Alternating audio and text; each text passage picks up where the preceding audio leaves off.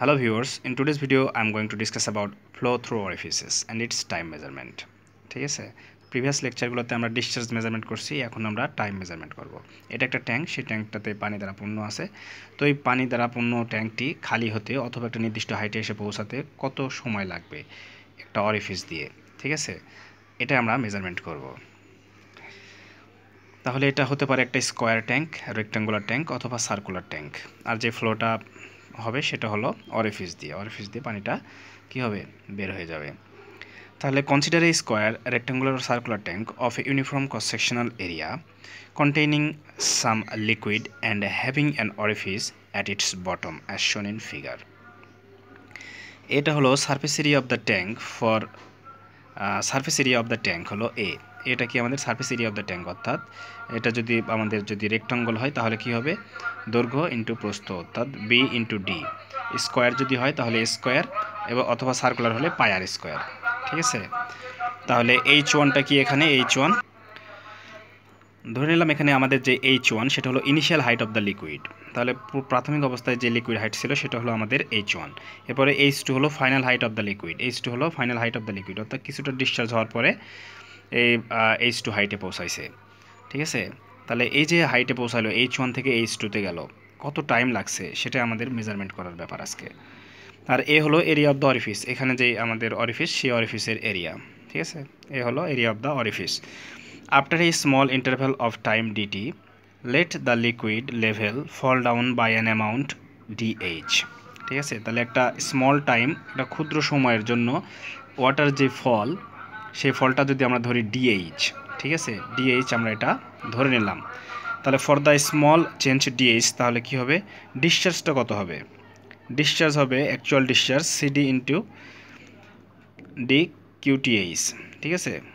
অর্থাৎ actual discharge is equal to coefficient of discharge into theoretical discharge. এটা স্মলের জন্য, এই যে স্মল যে ফল হয়েছে সেই ফলের জন্যে। তাহলে ডি কিউএসি এটা বা মাল্টিপ্লাই ডিটি দ্বারা কেন গুণ করলাম, দুই পাশেই গুণ করলাম ডিটি দ্বারা যদি গুণ করি, আমরা এখান থেকে জানি যে আমাদের যে এটা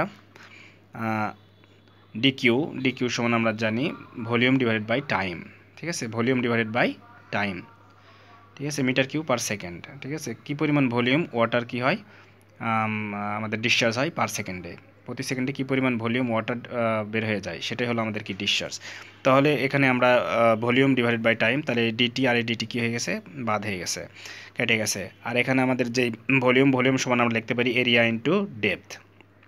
তাহলে এরিয়াটা কত, এরিয়া হলো আমাদের যে ট্যাঙ্কের areas, surface area of the tank, সেই ট্যাঙ্কের এরিয়া, আর এই যে হলো আমাদের ডিএইচ, অর্থাৎ ট্যাঙ্কের এরিয়া হলো দৈর্ঘ্য এবং প্রস্থ ছিল, এবং এই ডিএইচটা আমাদের কি ডেপথ হলো ডিএইচ। তাহলে ডিএইচটা এখানে আমাদের কি, তাহলে কি হলো টোটালটা মিলে ভলিউম, ঠিক আছে। সিডি ইন্টু এখানে ডি কিউটিএইচ, থিওরিটিক্যাল ডিসচার্জটা কত, theoretical discharge is equal two আমরা জানি theoretical area into theoretical velocity. তাহলে থিওরিটিক্যাল ভেলোসিটি হলো √2GH এবং এ হলো এটা হলো অরিফিসের এরিয়া, থিওরিটিক্যাল এরিয়া, ঠিক আছে। আর এখানে আমাদের মাইনাস হওয়ার কারণটা কি, মাইনাসটা কেন হলো, এখানে যদি আমরা দেখি, এখানে আমাদের ডিএইচটা মাইনাস হওয়ার কারণ হলো, আমরা এখান থেকে যদি দেখি, এখান থেকে যে আমাদের যে হাইট সেটা হলো আমাদের H2 এবং প্রাথমিক হাইট ছিল এখান থেকে H1, তাহলে H2 মাইনাস H1, তাহলে এটা কি হবে, নেগেটিভ মান হবে, কারণ H2 হাইটটা পরে কি হয়েছে, কম, আর H1টাই বেশি ছিল, ঠিক আছে, যার কারণে কি হবে, এখানে নেগেটিভ সাইন হয়েছে, ঠিক আছে। DH is equal two H2 minus H1, H2 is less than H1, so negative, ঠিক আছে। তাহলে এখানে কি হলো, এখন সিডি, আচ্ছা এখানে আমরা এটা পেয়ে গেলাম। তাহলে ডিটি ইজ ইকুয়াল টু আমরা লিখতে পারি মাইনাস এ ডিএইচ সিডি এ √2GH, এটা 1 নম্বর সমীকরণ দিলাম। এখন কি হলো, এটা আমাদের ডিটি সময়ের জন্য এই যে ডিএইচ পরিমাণ যে ডিসচার্জ, ডিএইচ ডেপথের কারণে যেই ওয়াটারটা ডিসচার্জ হয়েছে ডিটি সময়, সেটা আমরা নির্ণয় করছি, এই ডিটি টাইম বের করছি। ডিএইচ পরিমাণ যে ডেপথ, সেই ডেপথ এবং এ যে ট্যাঙ্কের এরিয়া, সেই এরিয়া, এই টোটাল ভলিউমের জন্য আমাদের যেই যে সময় লাগছে, ঠিক আছে, আমরা সেটা নির্ণয় করছি। তাহলে এখন আমাদের এই ফুল ট্যাঙ্ক অথবা H1 থেকে H2তে আসতে H1 হাইট থেকে ওয়াটার হাইট থেকে H2 ওয়াটার হাইটে আসতে কত টাইম লাগছে সেটা আমরা নির্ণয় করব। তাহলে এটা নির্ণয় করতে হলে আমাদের কী করতে হবে, now the total time required to bring the liquid level from H1 থেকে H2 may be find out by integrating the above equation between the limits H1 থেকে H2। ঠিক আছে, এই ইকুয়েশনটাতে আমরা কী করব, H1 থেকে H2 পর্যন্ত আমরা ইন্টিগ্রেটিং করব।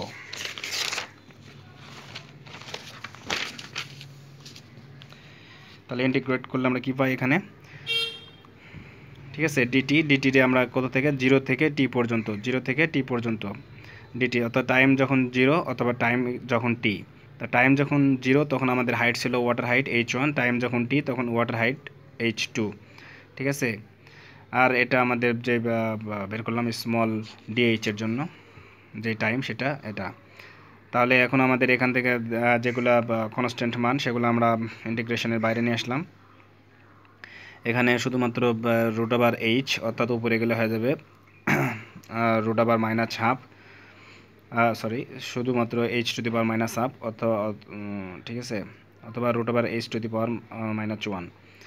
ঠিক আছে, তাহলে এটা ডিএইচ, তাই H1 H2 এটারে ইন্টিগ্রেটিং করলে আমরা জানি +1 হবে, যা পাওয়ার আছে তার সাথে 1 যোগ, নিচে এসে ভাগ, তাহলে করলে H to the power half divided by half.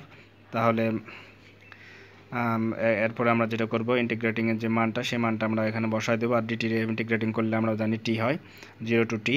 তাহলে এখানে টি এর মান টি এ -0, টি -0, আর এখানে -2a CD A √2g h2 - h1 √h2 - h1 t is equal to a √h1 - √h2 is divided by cd a √2g।